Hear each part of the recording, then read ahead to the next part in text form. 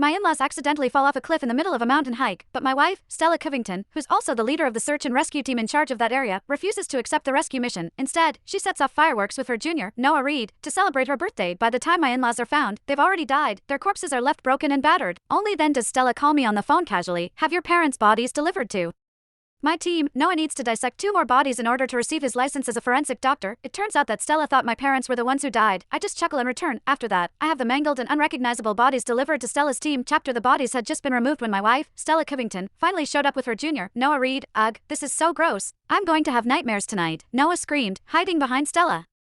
Stella kicked one of the bodies and looked at me with an annoyed look. Why haven't you handled the bodies yet? Can't you see your parents are scaring Noah? Apologize to him now. I froze for a moment, completely bewildered. Apologize? For what? Before Stella's parents, Philip Covington and Maria Stone, died, I received a distress call from them, asking me to tell Stella to lead a rescue. She had enough time for that. But what was she doing instead? She and Noah were up on the mountain, setting off fireworks, and missed the search window. I thought her negligence was the result of Noah's influence, but it turned out that she thought the dead bodies were my parents. Noah grinned, treating the entire situation as a spectacle. Wade, Stella's parents always lecture you about your ego. You can't even apologize for your parents. Seems like you haven't been listening to them. Frowning, Stella added, I was actually planning to get coffins for your parents, but now I see they probably deserved it.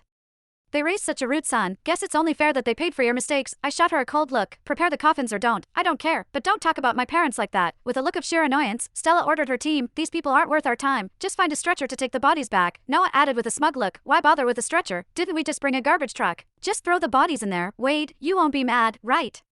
We're just saving resources for the living. Watching Philip's and Maria's bodies being loaded onto a garbage truck, I couldn't help but laugh. How could I be mad? Your idea's actually perfect. After Stella and I got married, Philip and Maria changed completely. They stopped being the caring in-laws and barely pretended anymore. They forced me to quit my job and stay home, taking on the role of a house husband for Stella. Every couple of days, they'd show up unannounced to check on me. They'd sit down and order a mountain of food. On top of that, everything had to be organic and fresh. Once, they saw Stella mopping the floor and tore me apart. Stella's the leader of a search and rescue team. She works so hard out there. Why are you letting her do all this? I was treated like their personal chef. Now, Stella had ordered them to be hauled away by a garbage truck. I figured karma did have a way of balancing the books. Noah handed me a flyer, his gaze filled with mockery. Since I found out your parents were dead, I've prepared a little gift for you. Keep it. No need to thank me. The flyer described a funeral service specifically for livestock. Everything was arranged. Cremation, an urn, and even a plot at the cemetery, except it was for a dog. When I didn't take it, Stella yelled at me. Cemetery plots are rare these days. You'd better thank Noah right now. He's even helping you with the autopsy. I laughed so hard that tears started to well up in my eyes. Thanks.